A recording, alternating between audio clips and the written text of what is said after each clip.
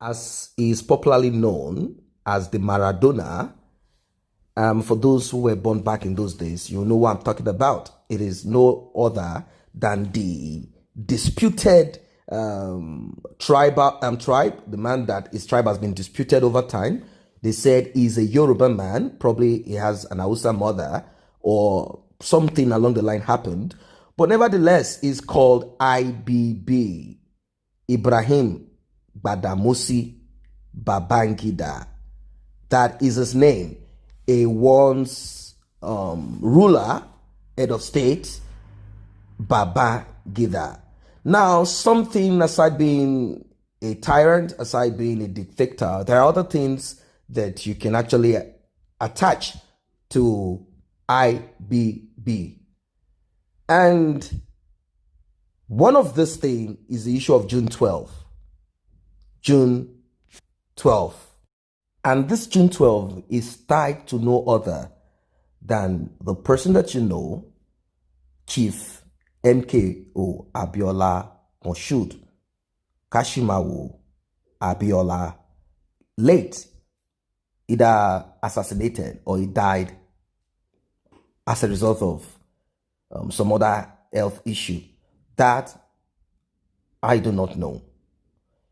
Now, Ibrahim Babangida has come to a point whereby health issues, travails of life, issues have caught up with him. He cannot put on shoes. And right now it looks as if he has stroke, as one side of his face looks a little bit bent, like he's not in order. I don't know what he's going through at this time. Of course, these are things that will definitely happen to people over time. Either you're a tyrant, you're a dictator. There are things, health issues that creep up with people over time. Now, according to IBB, he decided to confess at this time, probably before he dies. He said, Northern Emirs rulers forced me to annul June 12th. Northern Emirs rulers forced me to annul June 12th. June 12th, to a lot of Nigerians, would have been the turning point for a lot of people. That would have been the return to democracy, true democracy. We are not talking of democracy where a military man that doesn't understand democracy comes in and said, I am a repentant democratic ruler. There's nothing like that. What have we had all this while? We had military, aside the short civilian rule we had before the military took over, and afterwards the civil war. And we presently have a kind of system where rulers, military men come back, or they bring in their stooge. Now, Obasanjo came in. After Obasanjo came in, he found a way to bring in a brother to one of the military dictators, Yaradua. He died. Afterwards, Goodluck Ebele Jonathan took over, a corrupt man, just like the rest of them. He left. And what do we have now? We have another dictator returning. And what do we have? We have chief of staffs that have worked for dictators. What we have in Nigeria are simply recycled tyrants, recycled dictators, both in civilian form and, of course, in military form. That's what we have. So IBB said Northern Emirs.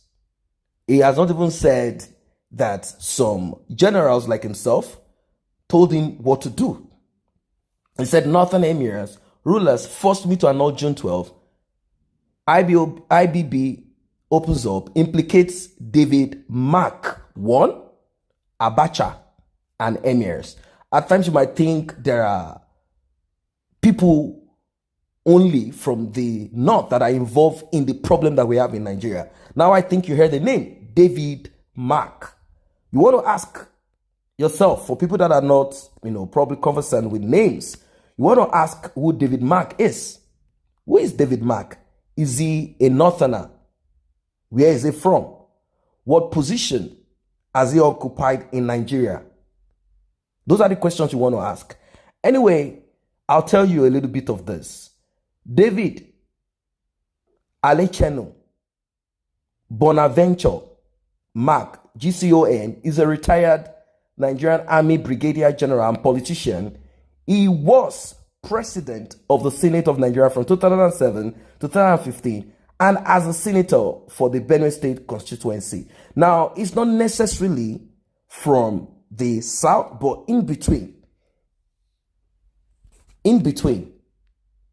And when you look at the name of this man and you look deeper, you will realize that he is, in a way, a Biafran. A Biafran. You might want to even say of Igbo extraction or something. He is. But nevertheless, let us leave him where he is. He is from Benue State and he is also part of this. Now, what I'm trying to say in essence is this. It doesn't matter where you are from in Nigeria, the region you are from in Nigeria. What is important is what your moral value, your value system, what you have inside of you, what is normal to you and what is not normal to you, what is acceptable to you and what is not acceptable to you. These are the things that builds you as a person, that builds up your character and your personality, not where you are from. Not where you are from. Where you are from does not make you a saint. It is what you have inside of you as a person, the kind of people that you have had around you over time, what you have accepted inside of you. So, David Mark Abacha, of course, you know he's late, a dictator too, and the Emirs in the north. In his words, he said, they will kill me. Then they will kill the president-elect.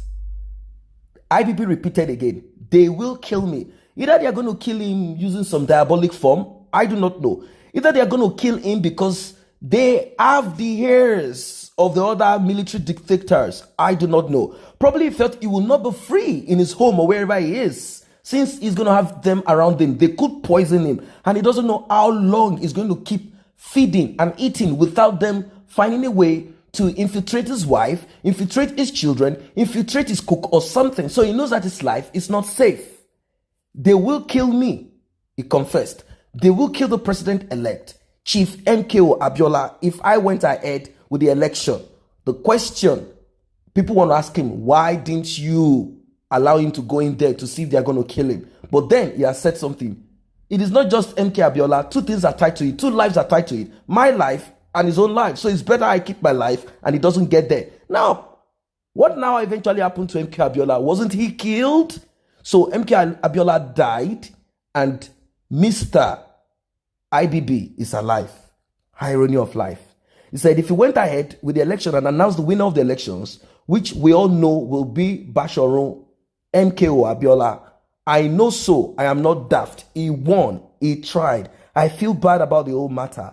Professor, I do not see how they will spare you because they know you are a principal confidant. You think they do not know you? They know. They know you are with me now. They saw you coming in and they know you are with me now.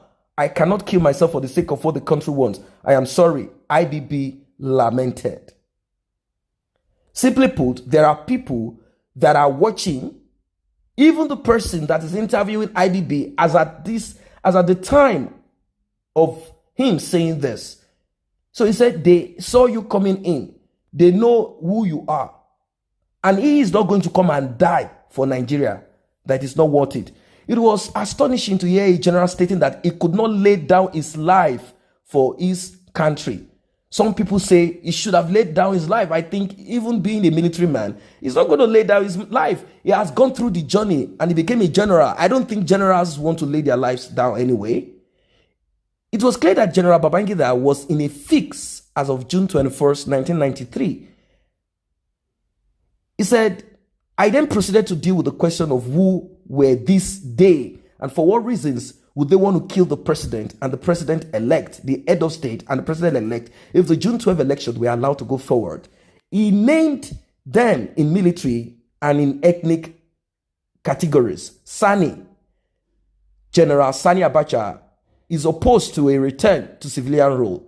Sani cannot stand the idea of Chief Abiola, a Yoruba, becoming his commander-in-chief. Sani seems to have the ears of the northern leaders that No Southerner, especially from the Southwest, should become the president of the country. Sani seems to rally the Northern elders to confront me on the matter. He is winning. The Sultan and the Northern leaders are of his frame of mind. 1.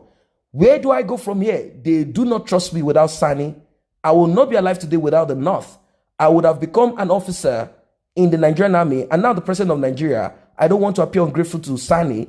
He may not be bright upstairs, but he knows how to overthrow government and overpower coup plotters. He saw to my coming to office in 1985 and to my protection in the many coups I faced in the past, especially the Oka coup of 1990, where he saved me and my family, including my infant daughter. And Sani Abacha made sure that I wasn't killed and my children were not killed. And he made sure that my life was not lost. And the Northerners do not trust me unless Sani is involved. Sani risked his life to get me into office in 1983 and 1985. If he says he does not want Abiola, I will not force Chief Abiola on him. Who is Abiola? He also named Lieutenant General Dongoyaro and Brigadier General David Mack as those who were against Chief Abiola. In fact, he quoted David Mack as saying, I will shoot Abiola the day NEC, National Electoral Commission, pronounces him the elected president. Deep, right? So sad. Now, like I told you initially, the same David Mack went to the Senate, became a Senate president in a democracy that Abiola died for. What an irony. Now, I want you guys to come to the comment section. You're going to call him a coward, whatever name you want to call him, but I've just expressed my everything that came out from his mouth. And I don't want to do too much analysis because I know there are a lot of things that you guys know and what you might want to drop in the comment section. I'll be waiting to read all your comments.